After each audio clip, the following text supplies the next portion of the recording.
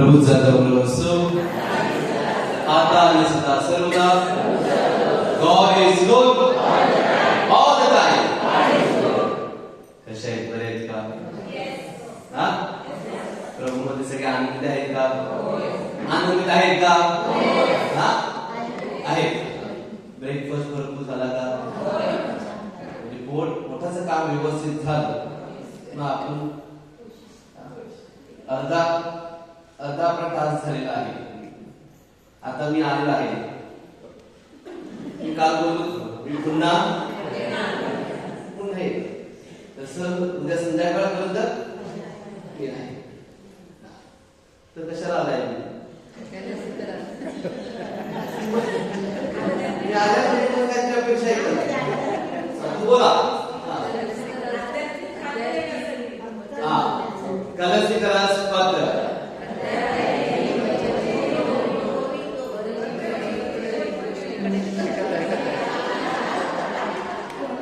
Junior केजीची मुलं परवडली. ती तरी गुड मॉर्निंग बोलताना गुड मॉर्निंग टीचर एका सुरात म्हणतात. आणि इकडे कितीतरी मला तरी वाटतात की टीचर होत्या, शाळेमध्ये शिकवले नाही. आणि शाळेत शिकवताना तुमची अपेक्षा अशी आहे का? बोला. कलसीकरास पत्र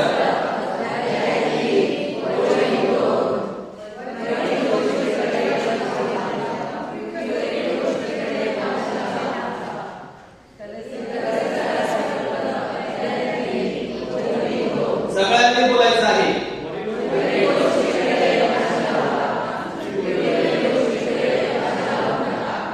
कलसीकरास पत्र अध्याय 3 ओळी 2. काही गोष्टीकडे मन लावा, पृथ्वीकडे मन लावू नका. कलसीकरास पत्र अध्याय 3 ओळी 2. काही गोष्टीकडे मन लावा, पृथ्वीकडे गोष्टीकडे मन लावू नका. कलसीकरास पत्र अध्याय 3 ओळी 2. काही गोष्टीकडे मन लावा, पृथ्वीकडे गोष्टीकडे मन लावू नका. कोणीतरी याकोबाचं पत्र अध्याय 3 याकोबाचं पत्र अध्याय 3 याकोबाचं पत्र अध्याय 3 ओळी 2 वचन 2. कोणाला मिळालं असेल तर वाचा.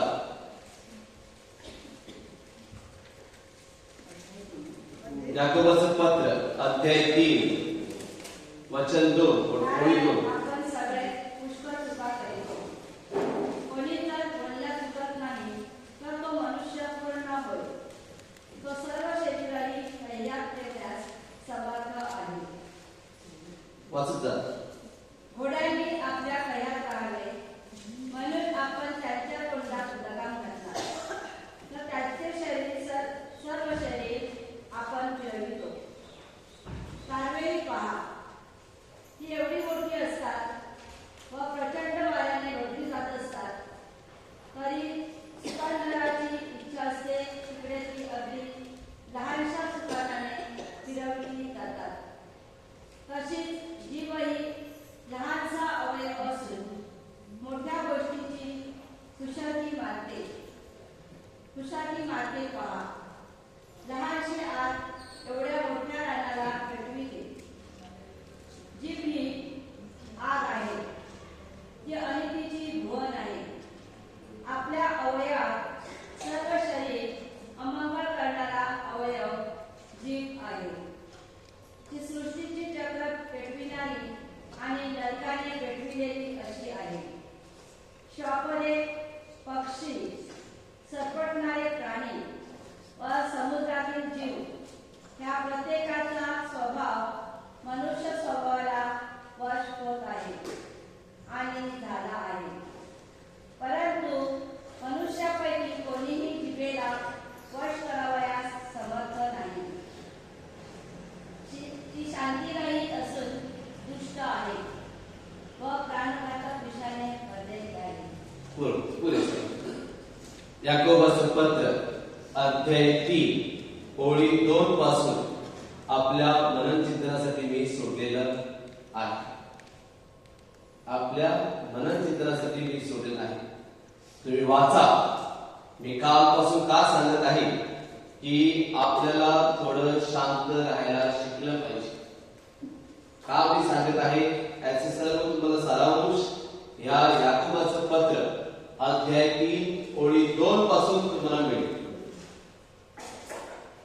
आणि कसं याकोब सांगतो, जसं घोड्याला जर आपल्याला घोड्याची लगाम आणि घोड्याला जर आपण संयम मध्ये आणायचं असेल तर त्याची लगाम आपल्या हातामध्ये असली पाहिजे.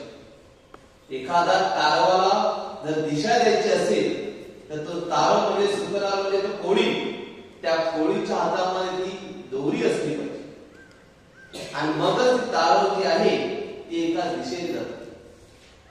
आणि प्रभूचं वचन सांगते आपल्या शरीरामध्ये जरी जीभ हा छोटासा भाग असला तरी पूर्ण शरीर अग्नीत टाकण्याची क्षमता या जीवेला आहे.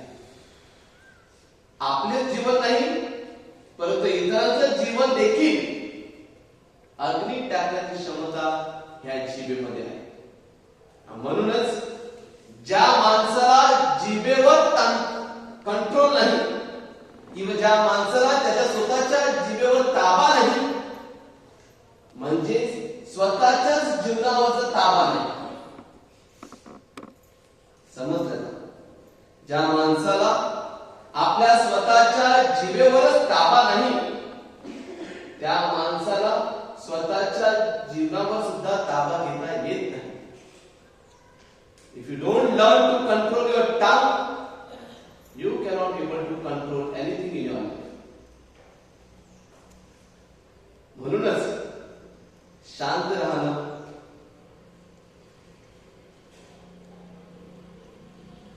आजचा हा टॉक झाल्यानंतर हे विषय ऐकल्यानंतर तुम्ही बोला, मी काही बोलणार, मी खाली बघणार आणि बघणाऱ्या काय सांगणार, मी बघणार आणि काय दुसरं काही बोलणार नाही. खाली तुमच्याकडे बघून हसणार. मनामध्ये मी आहे तोंडावर हसतो, मनामध्ये हसणार. काय हसणार? ह्या बाईला ह्या पुरुषाला ह्याच्या स्वतःच्या जीवनावर ह्याच्या जीवनावर ताबा नाही. त्याच्या कुटुंबाचा जीवनात ताबा ह्याच्या हातात राहील का? ह्याच्या कामाच्या ठिकाणी ह्याच्यावर ताबा असेल का? ह्याच्या वैयक्तिक जीवनामध्ये ह्याच्या शेजार प्रेमामध्ये ह्याचा ताबा आहे का? ह्याच्या सर्व गोष्टीमध्ये हा जेव्हा चुका करतो किंवा पापात पडतो किंवा वासनेत पडतो, ह्याला जे जे काही हॅबिच्युअल सीन आपण बोलतो हे ते करत असेल तर ह्याच्यावर ताबा आहे का?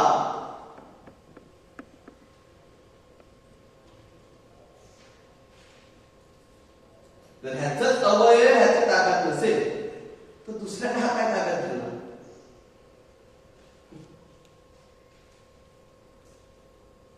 ते तुमच्या आता शांत राहू नका. आता तुमची जीभ शांत होते. आता कशा शांत? आता इकडे बोला, इथे माझ्याशी बोला. देवासमोर आहात, आपण देवाच्या समोर बोलायचं. इकडे प्रेयर वर्शिप करा. इथे काय बोला ते बोला. पण चापलच्या बाहेर पडल्यानंतर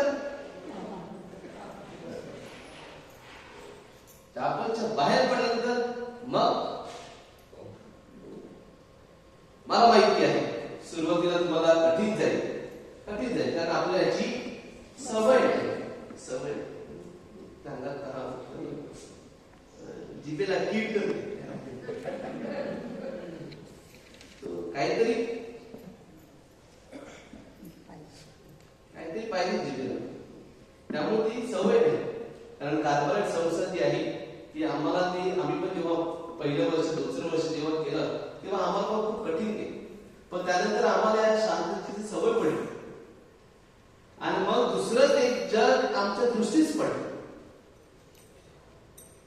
जेव्हा माणसाची जीभ शांत होते, असं नाही की जीभ शांत झाली म्हणून तो शांत झाला नाही.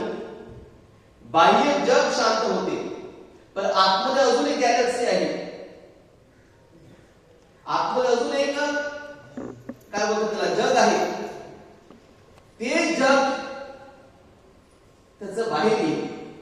मग ते जग कसं हाताळायचं ते माणसाला कळत नाही. आणि त्यासाठी शांतता ही माणसाला खाते,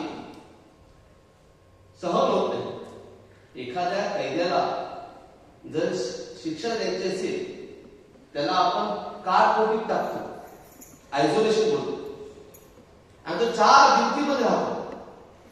4 भिंतीमध्ये राहिल्यानंतर त्याला कसली शिक्षा आहे ते काय करत नाही. त्याला दगड फोडायला देत नाही, काही नाही. त्याला फक्त त्या 4 खोलीमध्ये ठेवतात. खोलीत ठेवतात, बंद करतात, काळं करतात, खाली एक खिडकी उघडी असते आणि तिकडे कोणाच्या माणसाचा सहवास नाही, काही नाही. ही माणसाला असणारी मोठी शिक्षा आहे. कारण त्याला बोलायचं, कोणाशी बोलायचं? मग तो ओरडतो, आवाज करतो, हे करतो, ते करतो. कारण का? त्याचं कशात कारकूट टाकलेलं आहे? कारण त्याने जे पाप केलेलं आहे, त्याने जी चुकी केली आहे, त्याला त्याची जाणीवच नाही. त्याला त्याचं काही पडलंच नाही. त्याला वाटतं मी सगळं काही चांगलंच आहे. सगळे आपण बोलतो ना, मी जेव्हा मी सायकोलॉजिस्ट आहे आणि मी जेव्हा सायकॅट्रिक वॉर्ड मध्ये व्हिजिट करण्यासाठी गोव्याला जायचो, तेव्हा त्या माणसाला किंवा त्या बाईला विचारलं ना, कशी आहे, बरी आहे ना? मी सांगतो बरी आहे, मला काय झालं. मग बोलणार माझ्या नवऱ्याला प्रॉब्लेम, माझ्या बायकोला प्रॉब्लेम, माझ्या कुटुंबाला प्रॉब्लेम, त्यांचा स्क्रू लूज झाला, माझा स्क्रू बरोबर. मग तू इकडे कशाला? त्यांचा स्क्रू लूज झाला म्हणून इकडे आहे. म्हणजे वेड्याला दुसरे वेडे मी बस. तसंच जो कुणी आहे दरोडा सगळे चोरच वाटतात, आपलं काही नाही. तसंच काळकोटीत ठेवल्यानंतर मग त्याला ती जाणीव होती. त्याचा अंतरात्मा जो असतो, जो त्याने काळोखात ठेवलेला आहे, तो जरी तो काळोखा शरीरानेच काळोखा नसला तरी तो उजेडामध्ये येत असतो. आणि तेव्हा जेव्हा तो उघड दिसते त्याला त्याची भीती वाटते, म्हणून तो ओरडतो, म्हणून तो आवाज करतो. पण तिकडे कोणीही जात नाही. जेवणासाठी प्लेट ठेवली जाते आणि तो जेवतो आणि कधी कधी जेवण सुद्धा सोडतो. कारण ते जग त्याला नकोस वाटतं. कारण अंतरात्म्याचं जग त्याचं उघडकीस येतं. आणि त्यासाठीच शांतता किंवा ही जीभ जेव्हा आपण तोंडावर ताबा ठेवतो, आपल्या आतमध्ये जे काही चाललेलं आहे ते आपल्या गमनास येते. आणि तेव्हा खरोखर आपल्याला जाणीव होती, एवढं सगळं चालते का माझ्या जीवनामध्ये. म्हणजे आपण डोळे जे बाहेर बघतो ते डोळे आतमध्ये ही गरज आहे.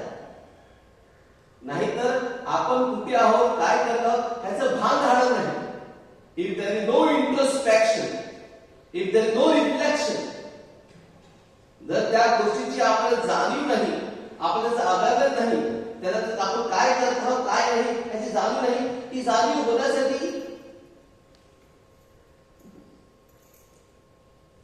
हा जर टॅप रेकॉर्डर चालू असेल, हॅ 24 तास 365 दिवस, मग आपल्याला आत्महत्या काय करायला कळणार नाही. त्यामुळे तुम्ही 1 रिट्रीट नाही, वर्षाला 10 रिट्रीट करा. 10 रिट्रीट करा.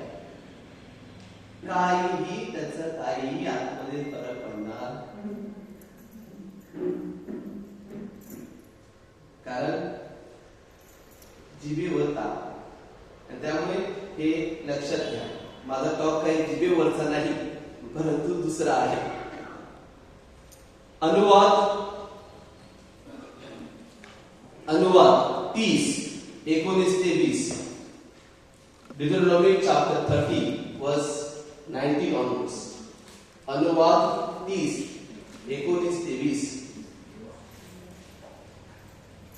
आकाश व पृथ्वी यांना तुझ्या विरुद्ध साक्षीला ठेवून मी आज सांगतो की. मोशे आपल्या लोकांना सांगत आहे, आकाश आणि पृथ्वी त्यांना साक्षी ठेवून मी तुम्हाला काहीतरी सांगत आहे. काय सांगत आहे? जीवन व मरण आणि आशीर्वाद व शाप मी तुझ्या पुढे जीवन व मरण, आशीर्वाद व शाप हे आपल्या समोर परमेश्वराने ठेवले आहे. म्हणून तू जीवन निवडून घे. तू जीवन निवडून घे. मोशे सांगत आहे तू जीवन निवडून घे. म्हणजे तू व तुझी संतती तूच नाही, तुझी संतती देखील जिवंत राहील. जिवंत राहील. पुढे आपला देव परमेश्वर ह्याच्यावर प्रीती कर. त्याची वाणी ऐक त्याची वाणी ऐक व त्याला धरून राहा. त्याला धरून राहा. कारण त्यातच तुझे जीवन आहे त्यातच तुझे जीवन आहे व त्यामुळेच तू दीर्घायू होशील. त्यामुळेच तू म्हणजे अनंत काळच्या जीवनात किंवा अनंत काळामध्ये तू राहशील. अनुवाद 19:20. हा जो प्रसंग आहे मोशे आपल्या लोकांना सांगत आहे जीवन व मरण तुमच्या समोर आहे. आशीर्वाद व शाप हे दोन्ही गोष्टी आपल्या समोर आहेत. काय निवडायचं काय ठेवायचं हे आपल्या हातात आहे. Freedom is given to us. स्वातंत्र्य आपल्याला दिलेलं आहे. परमेश्वराने स्वातंत्र्य दिलेलं आहे आणि हा स्वातंत्र्य या स्वातंत्र्याच्या आड किंवा या स्वातंत्र्याकडे परमेश्वर कधीच येत नाही. God will never intervene in our freedom. त्यामुळे ख्रिस्ती धर्म जो आहे तो कोणालाही जबरदस्ती करू शकत नाही. ख्रिस्ती होण्यासाठी सुद्धा आपण कोणाला जबरदस्ती करत नाही, कारण हे स्वातंत्र्य सगळ्यांना दिलेलं आहे आणि त्यांनी निवडायचं. जीवनाकडे यायचं आहे, आशीर्वादाकडे यायचं आहे की मरणाकडे जायचं आहे की शापाकडे जायचं आहे. जे मी निवडणार आहे त्याचा परिणाम मला होणार आहे. That is what choice I made. And that's it is. कलश पत्र अध्याय 3 आपण आता वाचले आहे.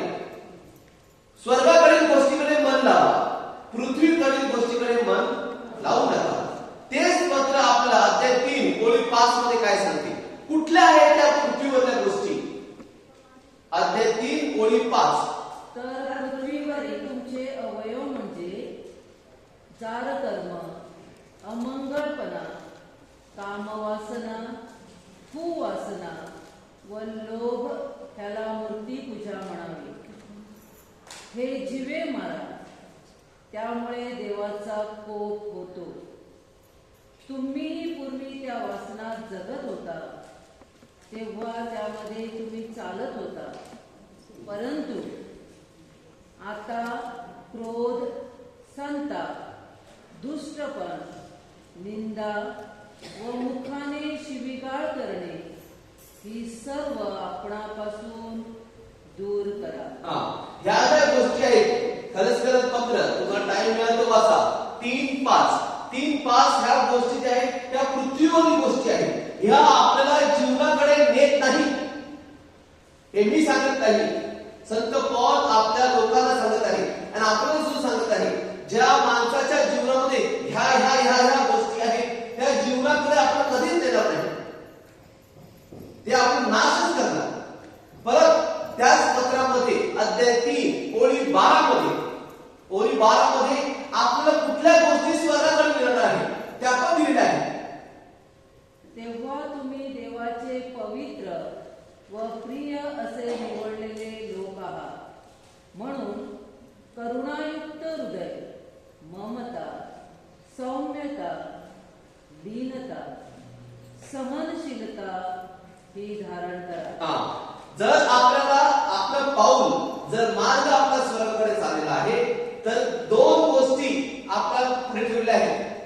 एक स्वर्गाचा मार्ग ठेवला आहे, एक नरकाचा मार्ग ठेवला. मग आपली पावलं कशी असावी ही अध्याय 3 ओळी 5 मध्ये आपण जर असं वागत असेल तर निश्चित आहे आपण पुढे चाललेलं त्याची भान आपण मांडू. आणि जर 12 असेल एक काम करा, मोबाईल तुम्ही चॅपलमध्ये आणू नका प्लीज. मोबाईल जो आहे तो चॅपलमध्ये आणू नका, तो तुमच्या रूम मध्ये ठेवा. कारण कोणाला त्याचं आपल्याला मला माहिती आहे कोणाला त्याचं कंट्रोल माहित पडणार नाही. त्यामुळे तो सगळ्यांना मी सांगत आहे मोबाईल तुम्ही चॅपलमध्ये आणू नका. ओके, आता आणलेलं आहे ते सगळे बाहेर काढा, बाहेर ठेवा. नंतर तो वाचणार, तो सैतान जो आहे त्याच्याविषयी काही बोलला, त्याचे काम दुसऱ्यासारखे त्याला आवडत नाही. मी जेव्हा जेव्हा त्याच्या विरुद्ध काहीतरी बोलतो, एक तर माईक बंद होतो, स्पीकरचा काय प्रॉब्लेम होईल, त्याचं किरी किरी किरी असं काय वाटेल, फॅन बंद होईल, काहीतरी. म्हणजे याचा अर्थ काय आहे, मी जे सांगत आहे ते तुम्हीच नाही, तो पण ऐकत आहे. कारण ही जर आपलं जर युद्ध आहे, संत पॉल म्हणतात तसे, हा फक्त युद्ध माझ्या शरीरावरच नाही, काळोखाच्या शक्ती विरुद्ध आहे. तसंच हिब्री लोकांचं पत्र 11:1 मध्ये वाचलेलं आहे, न दिसणाऱ्या गोष्टीवर आपण विश्वास ठेवला आहे. त्या काळोखाच्या गोष्टी सुद्धा आपल्याला दिसत नाहीत, परंतु ते आहेत. ते आहेत ह्याची जरी आपल्याला भान नसलं, पण ह्याची आपण घाबरायचं नाही. मी तुम्हाला घाबरण्यास सांगत नाही, घाबरायचं नाही. देवाचं वचन आपल्याकडे आहे, परमेश्वर आपल्याकडे आहे, आपलं काहीही होणार नाही, परंतु तो आहे ह्याची जाणीव मात्र. जॉन पॉल दुसरे म्हणाले, सगळ्यात मोठी गोष्ट आज या जगामध्ये आहे महापाप म्हणजे काय, सगळ्यात महापाप म्हणजे काय. संत जॉन पॉल दुसरे म्हणाले, सगळ्यात मोठा महापाप म्हणजे लोक पापात आहेत आणि तरी सुद्धा म्हणतात आम्ही पाप केलं नाही. लोक पापात आहेत, पाप करत आहेत, रात्रंदिवस पडत आहेत, पण तरी सुद्धा म्हणत आहे मी काहीच केलं नाही. हे सगळ्यात मोठं महापाप. आणि मग पुढे जाऊन तो बोलतो, जर आपण सांगितलं की थोडे बोलतात सायकोलॉजिस्ट बोला, सायन्स बोला, ते काय ते क्रिस्टर प्रकार होतो, सैतान कैतान, कोण कैतान कोण सैतान, तसं काय नसतं. ते काय नसतं, डोक्याचं आपल्याला दुसरं नाही लावलंय, त्यांना लोकांना आकर्षित करायचं आहे म्हणून ते कुठे काहीतरी पॉकेट गोल स्टोरी चालत आहे. सायन्स असं किंवा दुसरे सायकोलॉजी असं काहीतरी आपल्याला असं सांगत नाही की ते चुकीचं बोलतात की सायन्स आणि सायकोलॉजी त्याच्या विरुद्ध आहे, नाही. परंतु जॉन पॉल दुसरे बोलले, जर आपण सांगत असू की सैतानाची शक्ती ह्या जगामध्ये अस्तित्वात नाही, की तो ह्या भूतलावर कार्य करत नाही, जर आपण असं सांगत असू किंवा असं आपण मनामध्ये आपण पटवलं असेल की तो नाही, त्याचं कार्य होत नाही, तर तेवढ्याच मापाने आपण सांगत आहोत की देव सुद्धा नाही, देव सुद्धा नाही आणि देवाचं कार्य सुद्धा नाही. म्हणजेच हळूहळू आपण नास्तिकाच्या मार्गावर लागलो आहोत. म्हणून जॉन पॉल दुसरे म्हणले की जर देव असेल, देवाचं अस्तित्व असेल, तर त्याच्या विरोधात शक्ती जी आहे ती पण तितक्याच जोमाने कार्य करत आहे. हा पण तुमचा त्याच्यावर विश्वास ठेवाच, पण हे पण तुमच्या लक्षात असू द्या. मगच जर आपण मग आपलं काय अटॅक होतो, आपलं कशाला, आपण काय केलंय, ते देवाचं आणि त्या दोघांचं भांडण आहे. दोन हत्ती मारामारी करतात, बिचारे गवताचं काय पाप, गवत हत्तीच्या पायाखाली चिरडलं जातं. दोन हत्ती मारामारी करतात, गवताचं काय चुकलं. देवाविरुद्ध सैतानाला जायचं होतं, तो गेला. आणि तो जात असताना तो देवाच्या पक्षामध्ये किंवा देवाच्या शक्तीच्या पुढे येऊ शकत नाही, कारण तो देवापेक्षा खाली आहे. आणि त्यामुळे महाअंतर त्याला इकडे खाली टाकला. आणि आता त्याला तो बेचैन आहे, या पृथ्वीवर पसरत आहे, आणि त्याच्या मनामध्ये एकच आहे, जर मला देवाविरुद्ध जायचं असेल तर देवाची ती अतिमौल्यवान कृती जी आहे, क्रिएशन आहे, अतिमौल्यवान, ती त्याला खूप प्रिय आहे, ती म्हणजे मनुष्य. जर मला त्याच्या विरुद्ध बंड करायचं असेल तर दुसरा कोणताच मला हत्यार, मला दुसरं गरज नाही. ह्या लोकांना माझ्या पक्षामध्ये आणलं का ऑटोमॅटिक त्याच्या हृदयाला मी खाऊ. तर मी जेव्हा माझा पक्ष सोडून किंवा तो आपल्याला खेचत असताना आपण त्याच्या पक्षामध्ये पडत असताना त्याचा विजय कसा होतो? त्याचा विजय आपण त्याचं काही पडलं नाही, त्याला आपण काहीच पडलेलं नाही.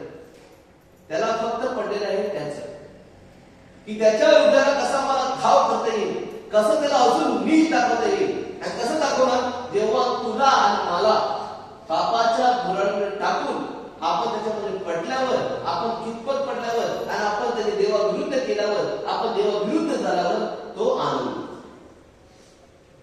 म्हणूनच बघा, जेव्हा आदामाने एवेने पाप केलं आणि पाप केल्यानंतर तो केला, त्याचं काम झालं, तो केलं. नंतरचे परिणाम त्याच्यावर झाले. मग त्याला लाज वाटली, ते झाडा दुःखामध्ये दबले, ते इकडे गेले, तिकडे गेले, इकडे ते गिल्ट कॉन्शियस झाले, ते नंतर त्यांचं झालं. त्याचं काम तो करून गेले. त्याला फक्त त्यांना देवाविरुद्ध करायचं होतं. त्याचा विषय कंप्लीट झाला. आणि तसंच आपल्या जीवनामध्ये सुद्धा असे आपण घडत असताना आपण त्याचा विषय का काढणार? मोबाईल विषय. मोबाईलमुळे त्याचा विषय आलेला आहे. त्यामुळे त्याची पण शक्ती या अस्तित्वात आहे. तर पृथ्वीवरील गोष्टी आपण पाहिल्या की हे जे गोष्टी आहेत त्या गोष्टी आपल्याला स्वर्गाकडे नेत नाही. म्हणजे पाप म्हणजे नक्की काय? सोप्या भाषेमध्ये सांगायचं म्हणजे पाप नक्की म्हणजे काय? आज आपण पाप निवेदन करणार आहोत. नक्की पाप म्हणजे काय? What is sin? जेव्हा आपण देवाच्या विरुद्ध जातो किंवा देवाच्या आज्ञा भंग करतो, देवाच्या आज्ञा आपण पाळत नाही आणि तेव्हा त्या आज्ञा आपण मोडतो, ते आपण पाप करतो. सोपं आहे. जर देवाच्या आज्ञा पाळल्या तर आपण पुण्याच्या मार्गाला लागतो. जर देवाच्या आज्ञा पाळल्या नाही तर आपण पाप करतो. आणि हे जे आहे, आता पाप कुठलं आहे, पाप कुठलं नाही, हे मला कसं समजणार झालं? हे मला कोण सांगणार? आणि त्यासाठीच आपल्याला ख्रिस्ती शिकवण आहे, त्याला आपण बायबल म्हणतो. देवाचं वचन जे आहे हे आपल्याला सांगते, देवाचं वचन जे आहे हे आपल्याला सांगते काय करावं आणि काय करू नये. कुठला मार्ग धरून मला स्वर्गाकडे जायचं आहे आणि कुठला मार्ग मला नरकाकडे नेईल हे देवाचं वचन सांगत. हा एक भाग आहे. आणि आपण कॅथलिक असल्या कारणाने, आपण प्रोटेस्टंट नाही, फक्त आपल्या देवाचा शब्द नाही, परंतु आपल्याला ख्रिस्ती सभेची किंवा ख्रिस्ती सभेची शिकवण आहे, त्याला आपण मॅजिस्ट्रेट टीचिंग म्हणतो.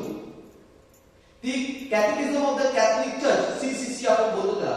हे सुद्धा आपल्याला बायबलला विरुद्ध काय सांगत नाही, परंतु बायबलातलं असलं आपल्याला पटवताना ते आपल्याला पटवून सांगतात की काय केल्याने आपल्याला स्वर्ग मिळेल, काय केल्याने आपल्या मनाला शांती मिळेल, काय केल्याने आपण देवाच्या मार्गावर लागू आणि काय केल्याने आपला नाश होऊ शकतो, आपल्या आत्म्याला हानी होऊ शकते. हे जे दोन गोष्टी आहेत हे आपल्याला ख्रिस्ती शिकवण आणि बायबलच्या वचनातून आपल्याला कळतं.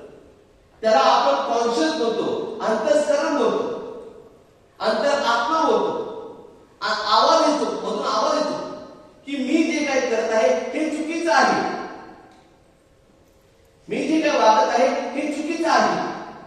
हे तू सांगत कोण? तुझा अंतरात्मा सांग. पण तो अंतरात्मा जर बोलायचा असेल, त्याला जर वाचा द्यायची असेल तर त्याला काहीतरी त्याच्या मेंदूवर टाकायला लागेल. त्यासाठी आपल्याला पवित्र शास्त्र बायबल वाचलं आणि आपला धर्म काय शिकवतो ह्याविषयी जाणीव असणं गरजेचं आहे. कारण जग काय सांगते आणि ख्रिस्त काय सांगते हे दोन्ही एकाच बाजूला राहत नाही. कारण जग सांगते अबॉर्शन करा, काही होणार नाही. जग सांगते की समलिंगी किंवा होमोसेक्शुअलिटी किंवा दोन्ही लिंगाचे लग्न केलं काही होत नाही. जग सांगते चोरी करा, डबाडी करा, खून करा, सगळं काही चालते. परंतु ख्रिस्ती धर्म सांगत आहे नाही, आम्ही असं करू शकत नाही, कारण आम्ही ख्रिस्ताला अनुसरला आहे. आम्हाला ख्रिस्ताने दाखवलेला एक मार्ग आहे. कारण त्याविषयी बोलतो. मार्ग आहे ख्रिस्ताने दाखवलेला मार्ग, आणि तो मार्ग तो सत्य आहे, तो खोटारडा नाही. आज आपण पहिल्या टॉपमध्ये ऐकलेलं आहे की येशू हा खोटारडा नाही, हे सत्य आहे. आणि हे सत्य असल्या कारणाने त्याने आपला तो मार्ग दाखवला की हा मार्ग घ्या, हा मार्ग सत्याचा मार्ग आहे, हा खोटारडा मार्ग नाही. आणि जो कोणी हा मार्गावर चालेल तो जीवनामध्ये आल्याशिवाय राहणार नाही. आता कित्येक जण इकडे राजोलीला पहिल्यांदा राजोलीला ज्ञानाश्रमाला येण्यासाठी तुमच्या कानावर पडलं असेल की आपल्याला जायचं आहे, राजोली जायचं आहे, पण कोणाला तुम्हाला माहिती नाही कसं जायचं. पण जे ऑलरेडी आलेले आहेत त्यांना माहिती आहे कसं यायचं, त्यांना मार्ग माहिती आहे कारण ते ऑलरेडी येऊन गेले आहेत. त्यांना माहिती आहे की काळाचा हा मार्ग जो आहे हा सत्य आहे, खोटारडा नाही. त्यांनी तुम्हाला कुठून इथून नेलं का, वाघोलीतून नेलं का, अर्नाळा नेलं का, अर्नाळातून परत तुम्ही तिकडे गेले का, भिवंडीला गेले का, तिकडून चाललाय कुठे. पण त्यांना माहिती होतं हा मार्ग एकच मार्ग आहे, असे 2-3 मार्ग आहेत, पण एक मार्ग हा पकडा की हा मार्गातून आपण इकडे पोहोचू, लवकर पोहोचू. म्हणजे जे ऑलरेडी आलेले आहेत त्यांना तो मार्ग माहिती आहे, म्हणून आपण त्याच्यावर विश्वास ठेवला कारण ते सत्य बोलतात. आणि ते सत्य बोलण्याने तो मार्ग आपण पकडला आणि आपण इकडे पोहोचलो. त्यामुळे ते येशू ख्रिस्त म्हणाला, स्वर्गातून उतरले जिवंत भाकर मीच आहे, स्वर्गातून उतरला अजून कोणी आलेला नाही. त्यामुळे स्वर्ग काय आहे हे मला ठाऊक आहे. येशूला स्वर्ग काय आहे हे ठाऊक आहे, म्हणून तो तिकडून उतरल्यानंतर तो मार्ग चालून खाली आला. आता परत तिकडे तो गेलेला आहे आणि त्याची अपेक्षा अशी आहे, मी जिथे आहे तिथे तुम्ही सुद्धा असावं ही माझी इच्छा आहे. ही योहाना शुभवार्ता तुम्हाला सांगते, मी जिथे आहे तिथे माझी लोक सुद्धा असावी ही माझी इच्छा आहे. जर माझ्या लोकांनी पण माझ्या ठिकाणी असावं, मी जागा तयार करायला जात आहे, तिथे मी आहे तर तुम्ही पण या. जर आपण तिकडे जायचं असेल तर येशूने जो मार्ग क्रमण केला आहे त्याच मार्गाला आपण चालला लागेल. समजतं का मी काय बोलतो? कारण तो मार्ग खोटाचा नाही, तो मार्ग सत्य आहे. जर तो गेला नसता, तो पोहोचला नसता, मग त्याने आपण का मार्ग दाखवला? म्हणजे जो कोणी हा मार्ग स्वीकारतो, येशूवर विश्वास येतो, बरोबर हा मला काही चुकीच्या मार्गावर देणार नाही, आम्हाला सन्मार्गावर देणार, आणि हा मार्ग मी धरला तरच मी जीवनामध्ये प्रवेश करीन. अनुवाद 30:19 आपण सांगते, जीवनामध्ये जायचं असेल, आशीर्वादित व्हायचं असेल तर हा मार्ग पकडणं गरजेचं आहे. आणि हा मार्ग मला धरायचा असेल तर या मार्गाविषयी मला जाणीव असणं गरजेचं आहे. That is very important. Information, त्याच्याविषयी माहिती असणं गरजेचं आहे. आणि त्यासाठीच आपल्याला स्तोत्र 119 ओळी 105 म्हणते, तुझे वचन माझ्या पावलाकरिता दिव्यासारखे आहे आणि माझ्या मार्गावर प्रकाशासारखे आहे. म्हणजे त्याचं वचन जे आहे हा आपल्या मार्गासाठी दिवा झाला पाहिजे. आपले पाय जरी या पृथ्वीवर चालत असले तरी आपले पाय काळोखात चालता कामा नाही, नाहीतर आपलं कधी पण ठेप लागते, कधी पण आपण पडू, आपला अर्थ दिसणार नाही. जर आपल्या हातामध्ये कंदील किंवा आपल्या हातामध्ये प्रकाश असेल, दिवा असेल, तर आपल्याला कळेल हा मार्ग बरोबर नाही, खड्डा आलेला आहे. जर आपल्या हातामध्ये दिवा नसला, खड्डा दिसणार आहे का? दिसणार. आणि आपण ढग तिकडे पडू, मग पडल्यानंतर उठू, परत चालू, परत त्याच मार्गाने परत तो खड्डा मिळेल आपल्याला. जर आपण दक्ष असू, जर आपल्याला कळलं असेल तर आपला खड्डा आपला चुकेल, पण आपल्या हातामध्ये दिवा नसेल परत त्याच खड्ड्यामध्ये आपण पडू. आणि त्यासाठी परमेश्वराचं वचन आपल्यासाठी दिवा आहे, आपल्या पावलासाठी प्रकाश आहे, तो असणं गरजेचं आहे. नाही तर जाऊन मग दुसरे म्हणत असेल आपण चालत आहे. काही युवकांना वाटतं, father everybody is doing, what is wrong that if I also do. सगळं लोकच करत आहे, सगळं जगत कसं वागत आहे, मी केलं तर त्यात काय वाईट आहे? माझे मित्र करत आहेत, माझ्या मैत्रिणी करत आहेत, माझ्या सोबतीचे करत आहेत, मी पण कसं वागलं तर काय फरक पडला? मी कामावर जात आहे, मी टीचर असू द्या, मी कोणत्या म्युन्सिपालिटीच्या जागेवर असू द्या, गव्हर्नमेंट सर्वंट असू द्या, आमचे सगळे मी केलं तर त्यात काय वाईट झालं? त्यांना मी सांगतो, सगळ्यांनाच ख्रिस्त मिळाला आहे का? सगळेच ख्रिस्ती आहेत का? जर सगळ्यांनाच ख्रिस्त मिळाला नाही, सगळेच ख्रिस्ती नसतील, तर ते जसे करतात तसं आपलं वागता येईल का? त्यामुळे ते वागतात म्हणून आपण वागायचं, हा लॉजिक मला पटत नाही. कारण त्यांना ख्रिस्त मिळाला नाही, मला ख्रिस्त मिळाला आहे. मला ख्रिस्ताची ओळख पटलेली आहे, मला काही मार्ग दाखवत आहे, मला त्यांनी सांगितलेला हा सत्याचा मार्ग आहे, तो जीवनाकडे नेणार आहे. म्हणूनच ख्रिस्त म्हणला आहे की दुसरे लोक जे आहेत त्यांना मी माझी ओळख मिळत नाही, पण न्यायाच्या दिवशी त्यांच्यावर मी जास्त काही हे करू शकत नाही, कारण त्यांना माझी ओळख नव्हती. पण तुमची आणि माझी न्यायाच्या दिवशी खरतर न्याय करणार आहे. कारण कशासाठी? कारण तुम्हाला माहिती असून सुद्धा, तुम्हाला कळून सुद्धा, तुम्हाला सगळं काय कळते पण ओळख नाही, आणि तरी सुद्धा तुम्ही हा मार्ग निवडला नाही आणि दुसऱ्या मार्गात लागले आहे. मग त्या दिवशी जेव्हा आपली झडती होईल किंवा न्याय दिवशी आपल्याला भारी जाईल. कारण का? आपल्याला त्याची ओळख आहे, आणि त्यासाठीच आपण त्याच्यासाठी प्रयत्न करावा. आणि त्यासाठी आपण सांगत आहोत की स्वर्गाचा मार्ग आपण निवडावा आणि पाप जे आहे ते बाजूला ठेवावं. पाप म्हणजे मी सांगितलेलं आहे, आपण जेव्हा देवाच्या आज्ञा पाळत नाही, देवाच्या आज्ञाच्या विरुद्ध जातो, तेव्हा आपण पाप करतो. आणि ख्रिस्त सभेमध्ये दोन तऱ्हाचे पाप आहेत, दोन विभागीय आहेत. एक आहे महापाप, त्याला आपण मॉर्टल सिन म्हणतो. महापापामध्ये आपण आपला आत्मा जो आहे त्याचा नाशा करतो. आणि दुसरं पाप आहे लघु पाप, त्याला आपण विनियल सिन म्हणतो. म्हणजे बोला काहीतरी आपण खोटं बोललो बोला, किंवा काहीतरी आपण केलेलं आहे इम्परफेक्शन बोलतो, ते जेव्हा आपण करतो तेव्हा आपण देवाच्या प्रेमाच्या थोडं बाजूला जातो. आणि त्यासाठी कन्फेशन हे सॅक्रमेंट जे आहे हे आपल्याला सर्व पापापासून मुक्ती देणारा सॅक्रमेंट आहे. Sacrament, confession sacrament is not a guilty sacrament. Confession sacrament जे आहे ते आपल्याला आपण पापी आहोत, आपण दुष्ट आहोत, आपण असं केलं आहे, आपण आपली लायकी नाही हे दाखवण्यासाठी सॅक्रमेंट नाही. तर कन्फेशन सॅक्रमेंट जे आहे ते आपल्या देवाबरोबर समेट करण्याचं सॅक्रमेंट आहे. आणि त्यासाठी जेव्हा आपण कन्फेशन जातो तेव्हा आपण पापी म्हणून जातो, पण तिकडे आपला जो परमेश्वर मित्र आहे तो आपल्याला व्यंगेत घेण्यासाठी तिकडे तत्पर आहे. ते आपण या दुसऱ्या टॉक मध्ये शिकणारच आहोत. तर हे जे पाप आहे, आज्ञा जे आहेत, त्या कुठल्या आज्ञा पाळायच्या? फादर, आपल्या डोळ्यासमोर 10 आज्ञा ठेवायच्या.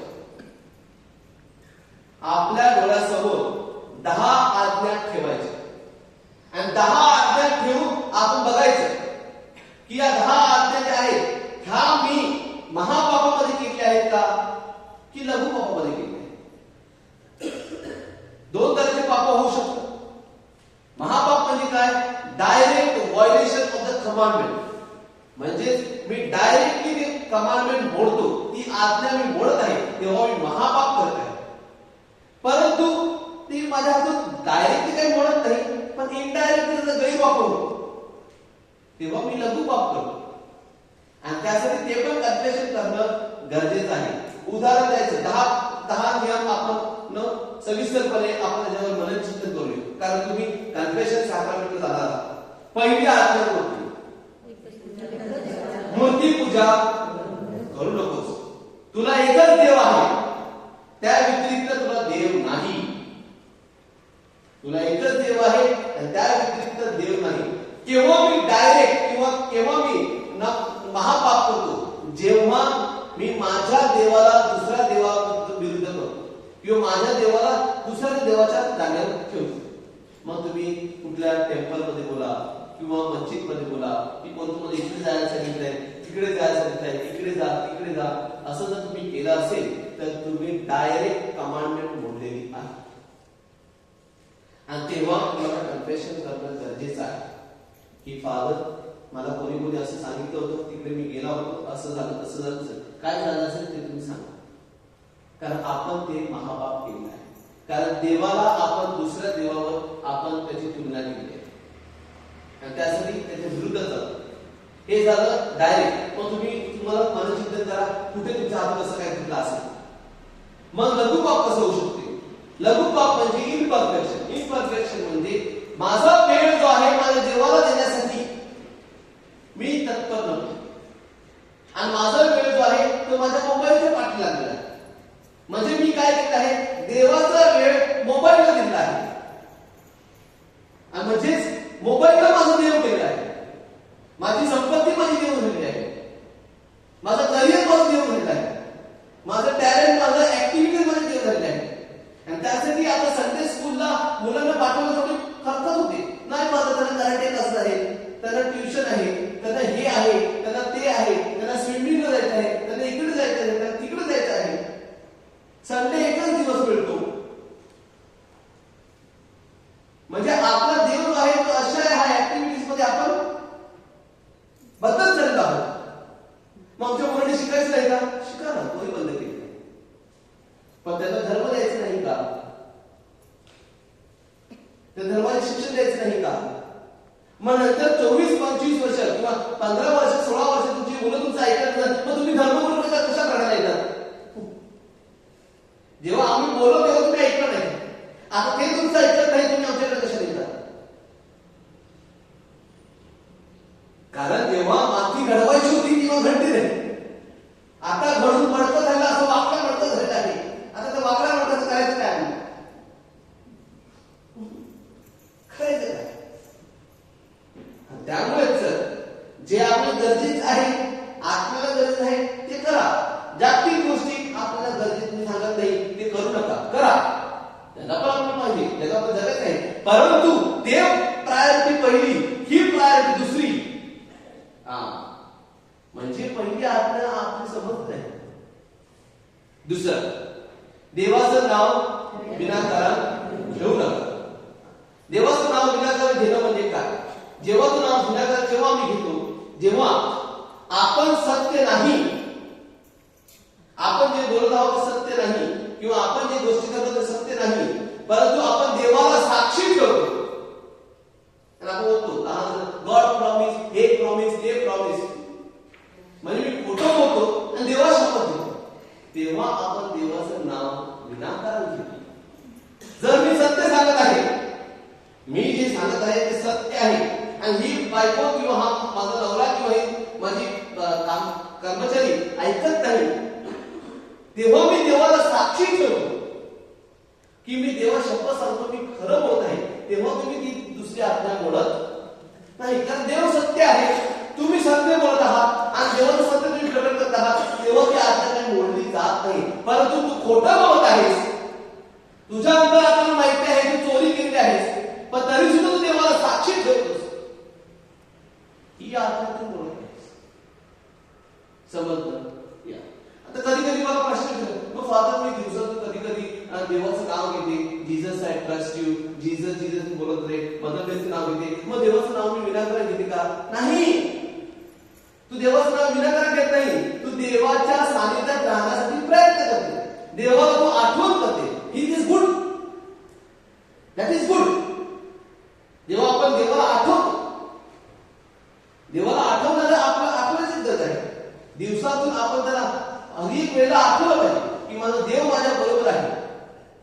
आणि जेवढ्या वेळेला तुम्ही देवाचं नाव घ्या तेवढं बरं. तुम्हाला कळलं का दुसरी आज्ञा कधी मोडते ती? when you take him in a wrong sense.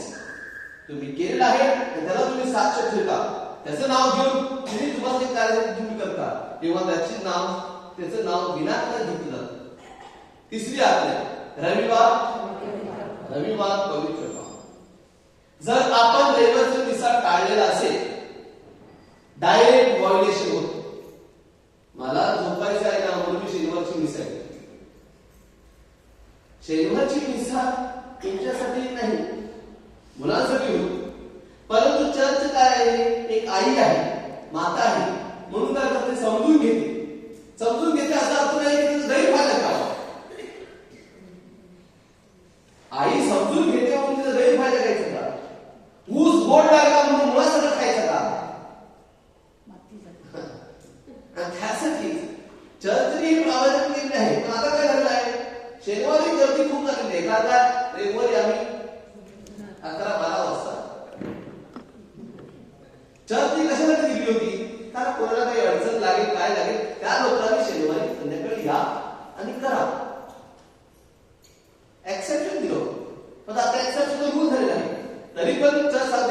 जातात ना, येतात ना,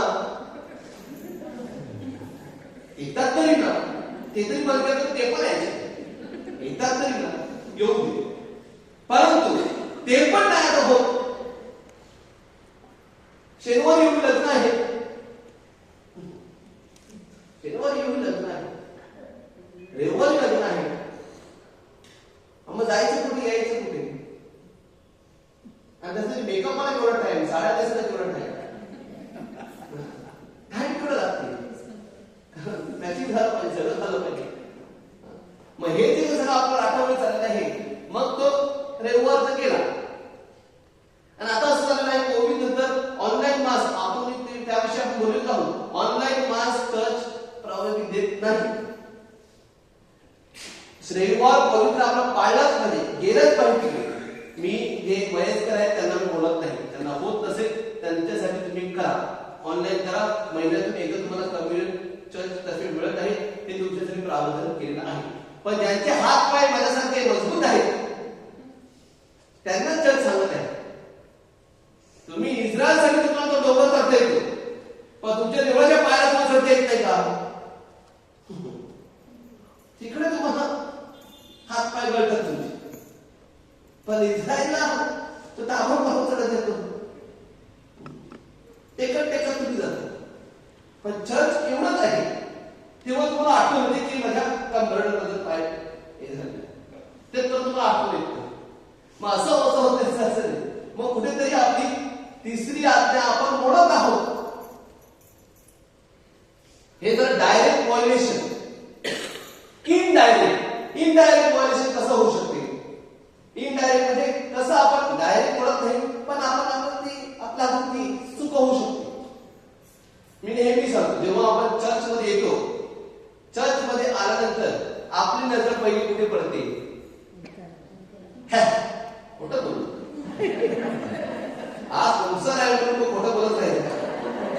आज बाबा वॉशिंग मशीन आहे, आज काही केलं तरी चालेल. पहिली नजर कुठे पडते?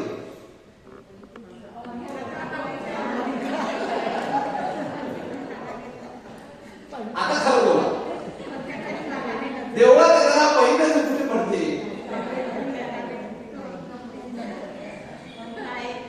ती पहिली नजर तिकडे पडते. गरमीचे दिवस असतील, थोड्याची जागा फिक्स असते, ती तिकडे येताना आता नजर नाही, ती कोण बसते?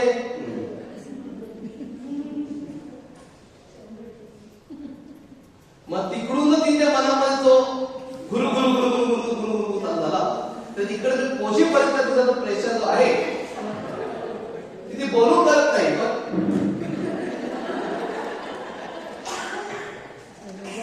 उचलून करत नाही. म्हणजे काय, पायरी चढली देवळासाठी, तर तिकडेच घसरून टाकू. हे झालं आपलं लघु पाप. हे काय महापाप झालं नाही, लघु पाप. मग चर्च मध्ये येताना आपल्याला वाटलं की हा आज आपला तो असिस्टंट धर्मगुरू आहे, तो काही येईल का? पण आपण मिसाला प्रवेश गीत बोलल्यानंतर तो आला.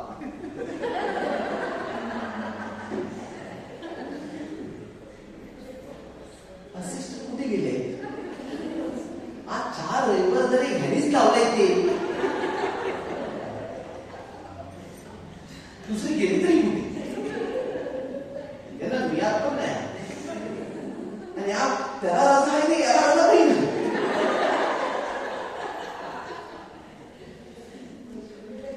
म्हणजे आपल्या मनामध्ये आपण येथे कोणासाठी आलेलो आहोत? धर्मगुरूसाठी आलेलो आहोत का? वेदीवर येणारा जो प्रभू परमेश्वर आहे, भाकरीच्या रूपामध्ये शरीर आपल्याला मला मिळणार आहे, त्यासाठी मी तिथे आलो आहे. मग तो धर्मगुरू 90 वर्षाचा असो की धर्मगुरू 29 वर्षाचा असो, त्यांनी कार्य करायचं एकच. मग तो कार्डिनल असो किंवा पोप असो, त्यांनी कार्य करायचं एकच. त्याचं धर्मगुरूचं काम आहे शरीराला भाकरीला शरीरामध्ये बदलायचं. मग तो पोप जे करतो, मी पण करतो, त्यात काय बदल होतो का? मग ती आपली माणसं झाली. कधी त्याच्यामध्ये आपण कम्युनिट पण आपण स्वीकारतो नाही, ह्याच्यातून घेणार नाही, त्याच्या हातून घेणार नाही. मग रांगा बदलल्या जातात. धर्मगुरू असेल आणि मग धर्मगीत असेल किंवा लाईफ असेल, मग आपले चॉईस असतात. रांगा बदलतात. आपण ते माणसाला करत होता, आपण प्रभू येशूचं शरीर सुद्धा कधी कधी मला पण बघितलंय, बिशप माझ्या बाजूला आहे, माझी रांग संपली. बिशप माझ्या रांग जमत नाही, बिशप मला बघतो, मी तरी काय करू? आपण गावात बिशप खूप घाम पडेल, एकदा तो निघून गेला. लोकांची मानसिकता काय, बिशपच्या हातून कविता घेतला म्हणजे मी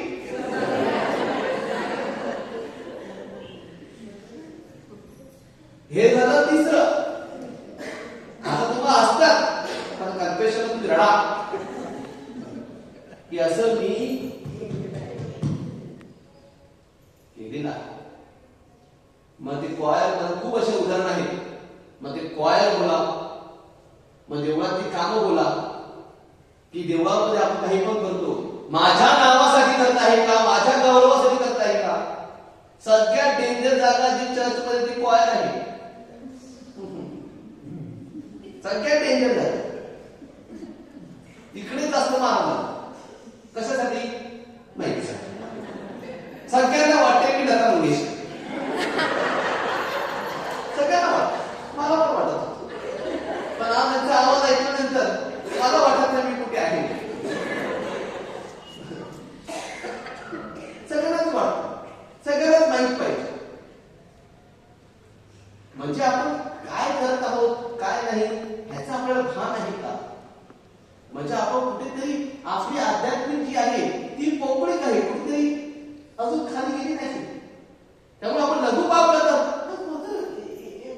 एवढं मी करणार माहित होत त्यासाठी तुम्हाला बोलवत आहे इकडे, त्यासाठी तुम्हाला बोलवत आहे की हा जो अंतरात्माचा जो डोळा आहे, आज मी काय करत आहे, कॅटरॅक्ट ऑपरेशन करत आहे.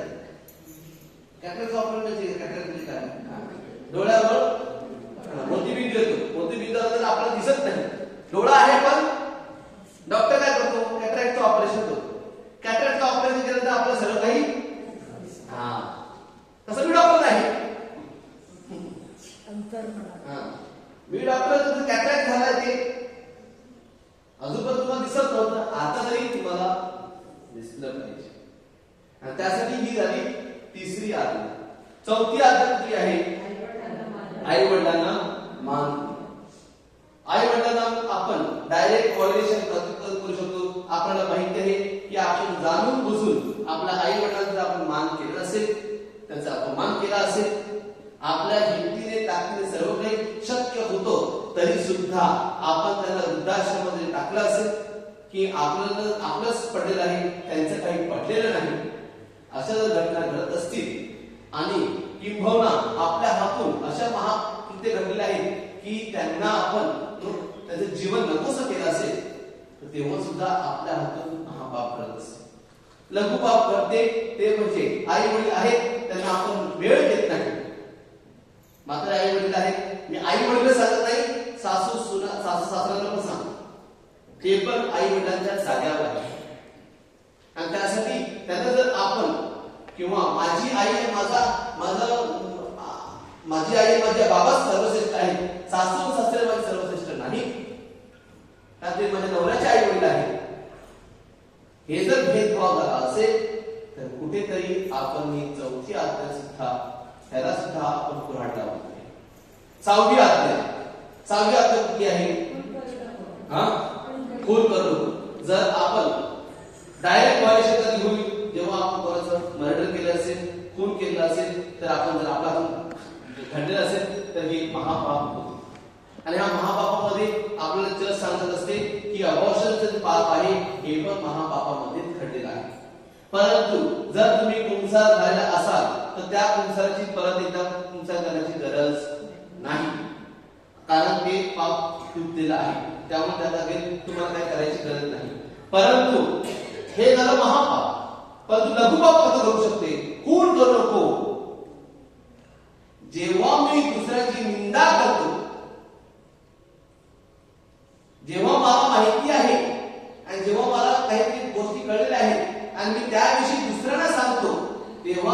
त्याचं नावाचा मी खून करतो, त्याचं चांगलं नाव जे आहे ते खराब करतो. तो शरीराने फक्त त्याला मी जिवंत ठेवतो, पण त्याला त्याचा नाश करण्याचा मी प्रयत्न करतो. तेव्हा घडतं आपला लघुपाप, की मी जेव्हा निंदा करतो किंवा दुसऱ्याची काहीतरी सांगतो की हिची बातमी तिला सांगतो, त्याचं ते सगळं पसरवण्याचा प्रयत्न करतो, तर हे घडत असेल तर हे सुद्धा आपल्या हातून घडलेलं पाप आहे. हे सुद्धा आपण ध्यानात घ्या. सातवी आज्ञा कुठली? व्यभिचार करू नको.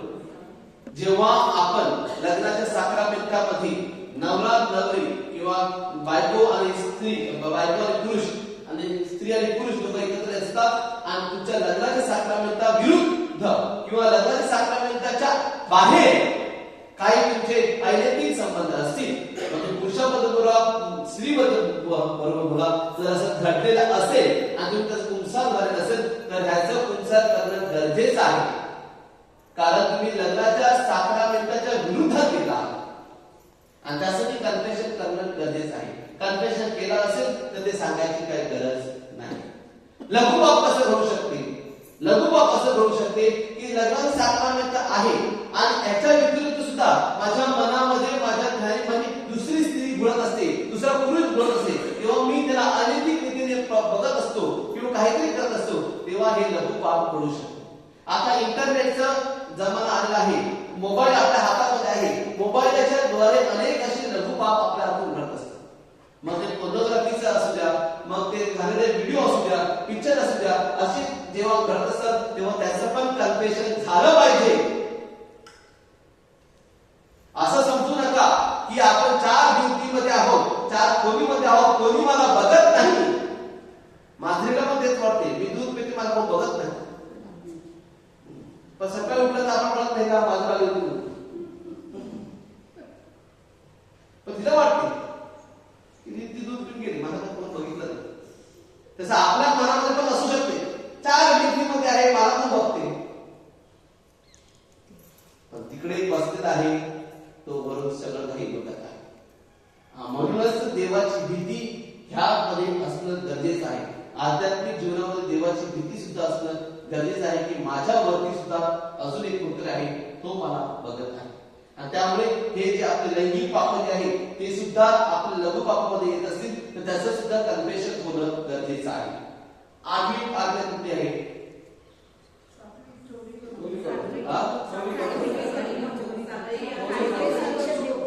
खोटी? 6वी झाली, 7वी आता चोरी करू.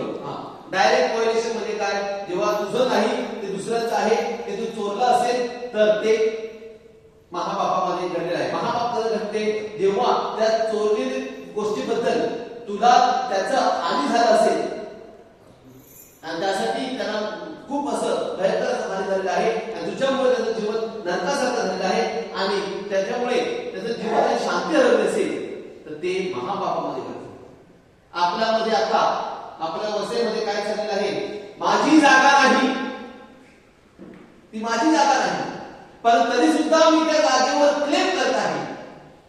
खोटे नाटे पत्र पेपर देऊन, सातबारे फिरून, माझी मंत्र्याकडे ओळख आहे म्हणून त्याचं नाव खोडून, माझी नावं घुसवून, पैसे दाबून, माझं नाव चढवून आणि ती माझ्या पायाखाली ठेवून, हे झालं महापाप आपल्या वसईमध्ये. मला माहिती आहे, माहिती नाही. तेव्हाची कोणती व्यवहार होते, तुम्हाला बदल्यात घेऊन जागा दिलेली आहे ऑलरेडी. आता तेव्हा तुमची विहीर तिकडे होती, तुमच्या आजोबाने तिकडे विहीरच्या बाजूला जागा घेतली कारण पाणी जवळ होतं आणि त्याला कुठे दिली बीज होती म्हणून बीजीच्या साईडला जागा दिली. तो धूळ खायचा विचार आणि तेव्हा तुमच्या वाढवणी तिकडची घेतली आणि त्याच्या वाढवणी इकडची घेतली कारण ते गरीब होते, हे होते.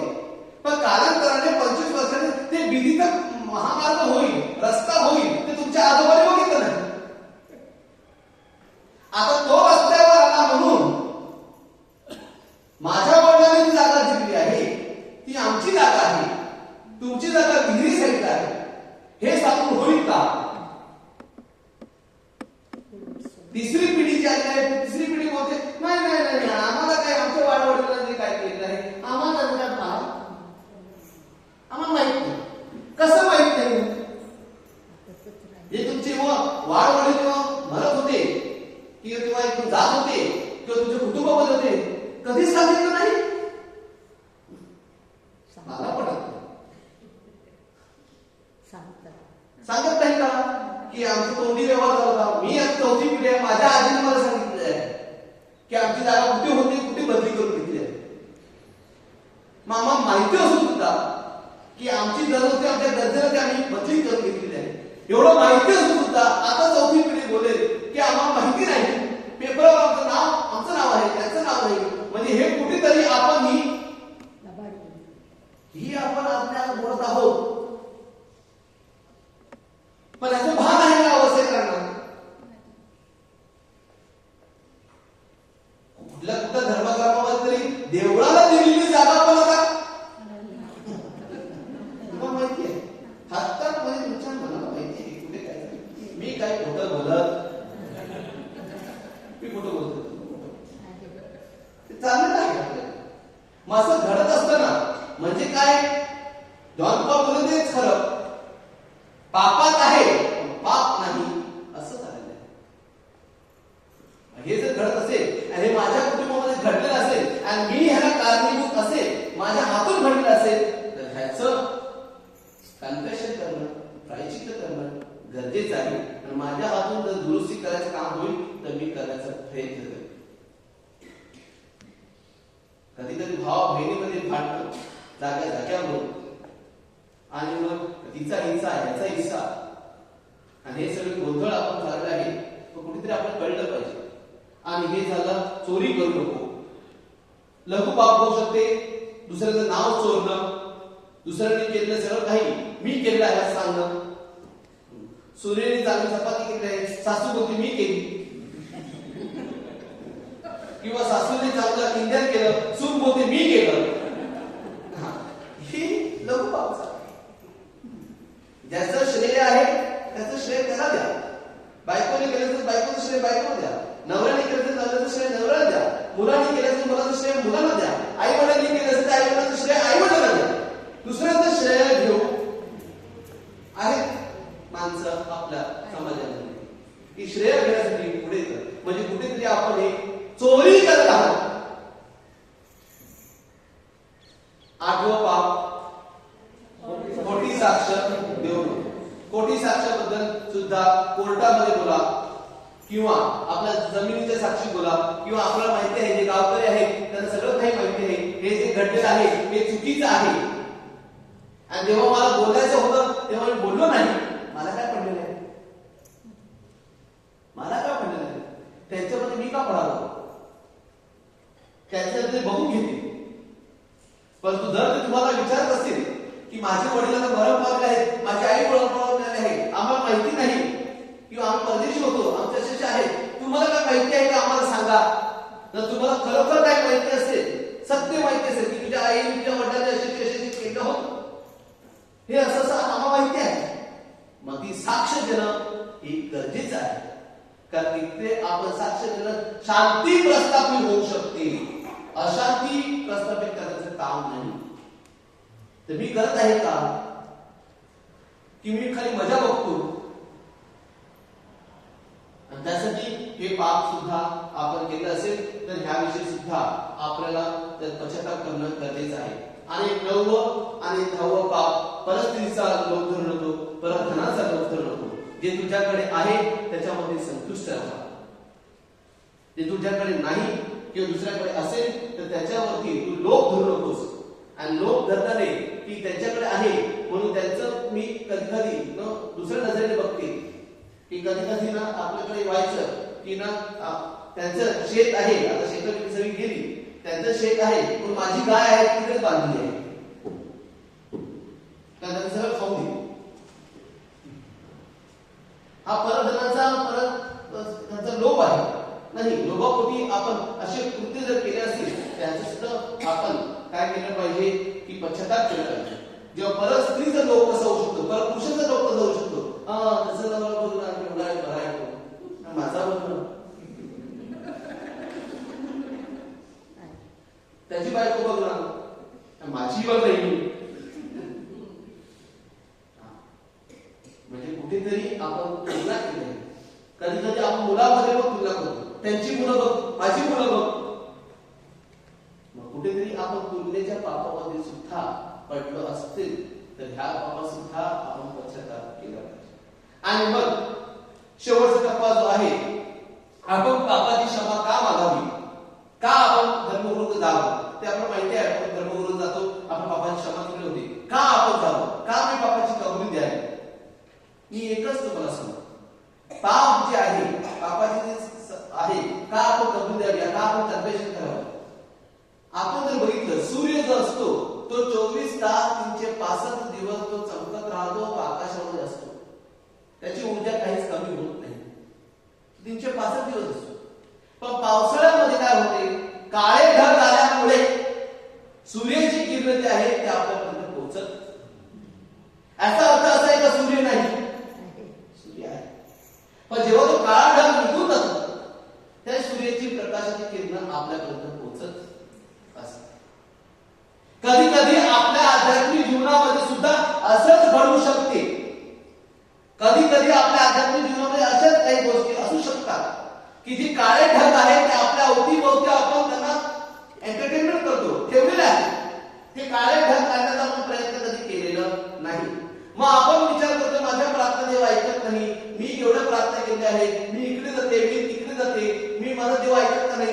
देव सौधीत आपल्या मागणं ऐकत आहे, देवाचा प्रकाश आपल्याकडे येत आहे, पण ते काळे ढग असल्या कारणाने आपल्या आत्म्याला ते पोहोचत.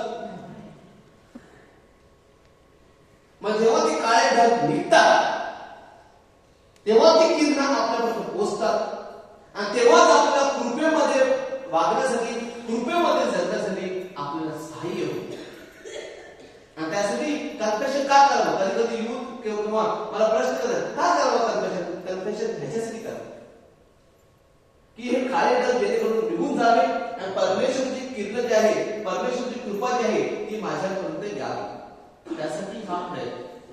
आणि त्यासाठी चर्च जे आहे, कन्फेशनचं सॅक्रमेंट हा नेहमी आपल्याला देत असतो, नेहमी आपल्याला देत असतो. वारंवार घ्या.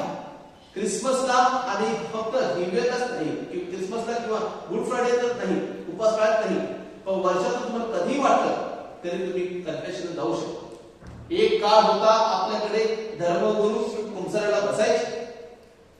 मला माहिती आहे ही आमची सुद्धा चूक आहे. आता धर्मगुरू आता कुंसारासाठी बसत नाही. पहिल्या शुक्रवारी मला माहिती आहे त्याप्रमाणे महिन्याच्या शुक्रवारी चर्चचे फादर जे होते ते मागच्या बाजूला बसायचे कुंसार. कोण येतात ते कुंसारने बसायचे. पण आता तिकडे आपल्याला दिसत नाही.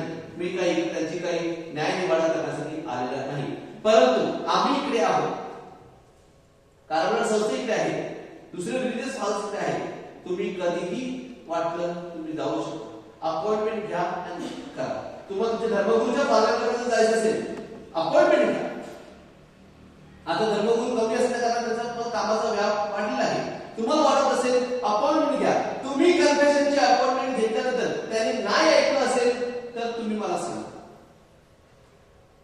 आपलं काय, आपलं विचार काय, मला रेडीमेड पाहिजे, मी चालला जॉगिंगला, मग तिकडून जाणार मिसाला. जॉगिंग पण होते, मिसा पण. मग मिसाला गेल्यानंतर तयारी वगैरे नाही, चालू बसतायत का, तयारी पण नाही. मग मला ते सांगायचं की द्यायचं नाही, तसं होत नाही. जेव्हा मी जात आहे, अपॉइंटमेंट घेतलं का होते, अपॉइंटमेंट घेतलं माझी तयारी असते. ओके, मी तयार होतो, मला जायचं, फादरांना टाइम दिला आहे, 5:30 फादरांना टाइम दिलाय, मला तिकडे गेलं पाहिजे. इकडे माझ्याकडे जवळ 10 ते 15 लोक इकडे येतात आणि युवक अपॉइंटमेंट घेतात. म्हणजे कुठेतरी सिरियस आहे, त्यांना कुठेतरी वाटतं की आपण कन्फेशन झाला पाहिजे. सगळेच युवक आपण बोलतो युवक असे करतात, युवक नाही, युवक पण आहे जे सिरियस आहे त्यांच्या जीवनाबद्दल, त्यांच्या आध्यात्मिक जीवनाबद्दल. रेग्युलरली महिन्याच्या पहिल्या शुक्रवार किंवा महिन्याच्या पहिल्या रविवारी तिकडे येतात आणि अपॉइंटमेंट घेतात. कारण कधी मी प्रवचनात तुम्ही नसतो, ते आपण फार तुम्ही आहात का, आम्ही येऊ. तर तशी अपॉइंटमेंट घ्या आणि या. म्हणजे काय, आपल्या मनाची आपण तयारी सुद्धा करतो आणि त्याच टायमाला आपण कन्फेशन सॅक्रमेंट जे आहे आपल्याला समजतं. हे झालं पापाविषयी आणि कन्फेशन विषयी. आणि देव जो आहे तो कन्फेशन सॅक्रमेंटमध्ये आपल्याला नेहमी सदोदित आपण तिकडे जाऊन पश्चाताप करू. आपला जो वेळ दिलेला आहे त्या वेळेमध्ये आपण इकडे बसू. आपल्या मनामध्ये आपण मी 10 तुम्हाला सांगितले आहे धर्मगुरू इकडे येणार आहे. चांगलं असं पुंसार करा आणि क्रिसमसच्या नाताळाच्या तयारी करा.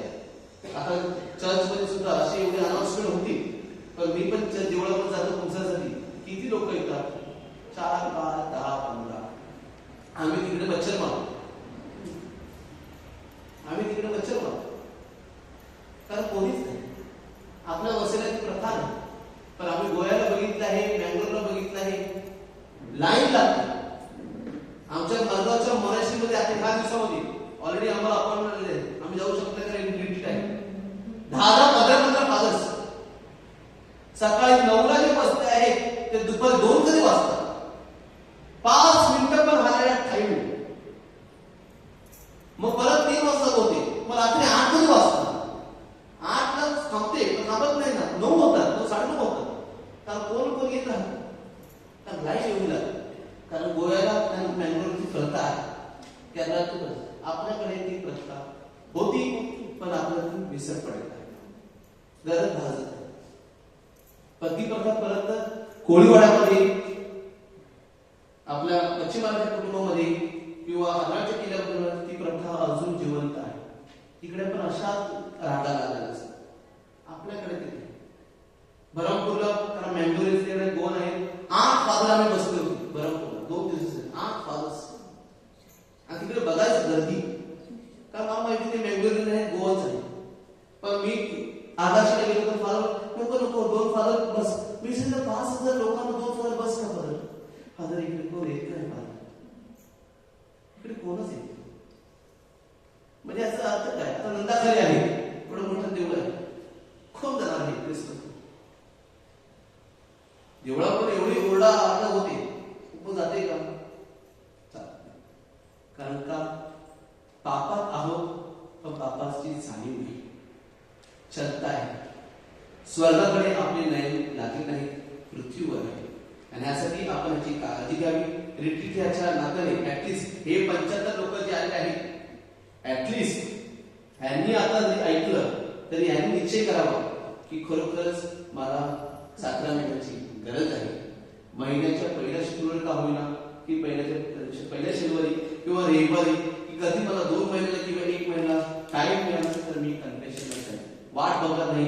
वर्षाला कधी अनाउन्समेंट होईल तेव्हाच नाही, जेव्हा मला गरज वाटेल, माझ्या आत्म्याला गरज आहे, मी गेलं पाहिजे, शुद्धीकरणाचा साक्रामेंट घेतला पाहिजे.